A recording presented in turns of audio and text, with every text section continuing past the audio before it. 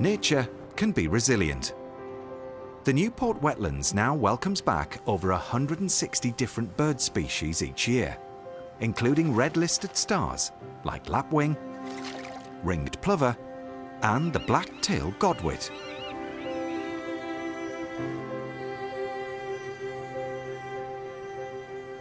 But if I'd have been walking down this path 25 years ago, this environment would have looked very different indeed.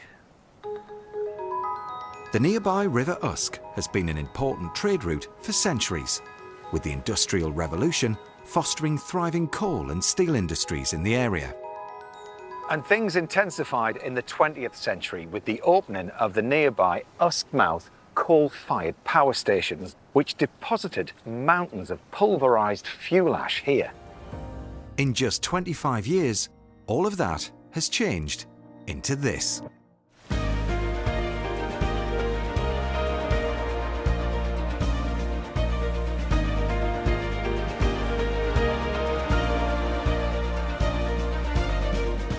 The pylons are now perches, and today the RSPB is one of the partners helping to manage the wetlands. I'm meeting with Visitor Experience Manager Kirsty Lindsay. So what would have been here 30 years ago, Kirsty? So as you can see, we're inclining now, so we're walking on essentially 5 metres of the fly ash that's come from this power station behind us. Yeah. And essentially this would have just been a mixture of farmland and grassland and rubble, and a lot of time and work has gone into creating what it is today. And how do you go about then designing a nature reserve? Well, this reserve was designed with one species in mind really, and that's the bittern, the famous bittern. So it's typical fishing habitats and behaviours that we see. This reserve was designed with those in mind. So how it fishes on the edge of reed beds and how it feeds along deep water lagoons. Did you have any in the area? None at all. Nothing? Nothing. So it was a bit of a hit and hope, really? Yeah, absolutely. A secretive member of the heron family, the bittern was once driven to extinction in the UK. But thanks largely to the targeted conservation projects like Newport Wetlands, the bittern is bouncing back.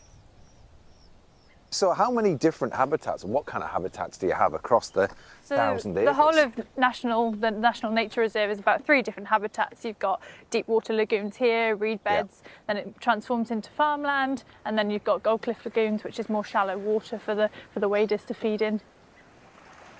So here now we could expect to see your reed warblers and your sedge warblers come springtime. It's really nice sounds of the reed beds. Chetty's warbler, which we'll be hearing lots of today, they're here all year round. And then as you move into the water, you have your things like your little egrets and your herons and your wildfowl as well. Yeah. And then if you're looking up to the sky, you'll hopefully see a bittern fly past, but also marsh harrier, lots of corvids as well. Here we are now, like 24 years on from when the whole thing was kind of started. How close to the vision are you? We're getting there, yeah. We've definitely, we've hit a great habitat. We've hit it. So now it's a case of how do we keep developing it and maintaining what we've got. Yeah, and numbers-wise, I mean, I guess you started with a dream. Are you kind of there? Yeah, so we've been having great successes the past 2 years running now. We've had 6 bittern chicks fledged each year, which is really great news. Yeah. Not many people know what a bittern is. They're such a rare species. I mean, this site alone had the first breeding pair of bitterns in over 200 years in Wales, so it's a massive deal and we're all really proud of it. Wow, and now you've got plenty, haven't you? Exactly, and more to come, hopefully. Yeah. Safeguarding this habitat is a responsibility of Kevin Dupe from Natural Resources Wales, who own and manage the reserve. Oh, look at this! What a bit of kit this is! He's been overseeing land management here for the past 23 years. Hi there, good to meet you. What an epic vehicle you've got here. It's called a truck saw. So it's an amphibious recutting machine. So what are you busy with today then, Kim? Well, I spent a couple of weeks before Christmas cutting the reeds to create more habitat for bitterns. I see. And I'm raking the reeds up. Yeah. But there's some willow trees I want you to help me cut down. Sounds fun. Okay, unfortunately I can't give you a ride on this. It's one person only. Kevin. It's one person only.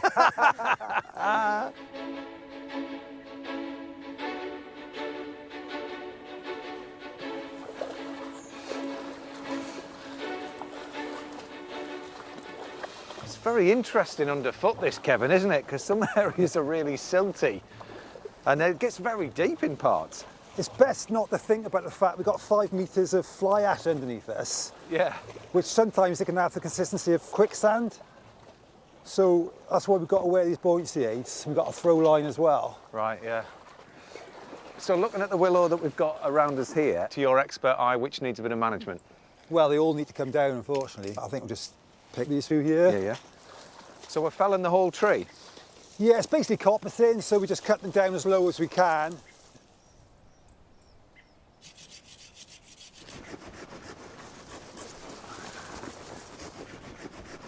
So if you weren't managing the willow like this, Kevin, what would you expect to happen and what have you seen in other areas of the reserve? Well, if we left these willows just get bigger and bigger, set out more and more seeds, and it just become a willow woodland, basically, wet willow woodland, willow car. Yeah. Which is it's good habitat for some things, but not for bitterns and marsh harriers and bearded tits and water rails. Right, right. So we tolerate the willow around the edge of the reed bed, but out in the reed bed itself, we manage the willow. Brace yourselves, there she goes. Timber! Right, so we'll just break this down here to get it... Yeah, drag it back. Get it ashore. Yeah.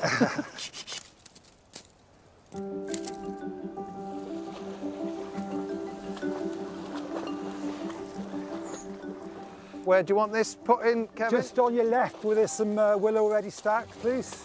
Yeah, got you. So this is a kind of designated habitat pile. Bit of a hibernaculum we've going pulled on. these apart before, and it's just full of voles. Voles, right. Mainly, yeah, but also you also get newts and toads and frogs in there as well. Sure.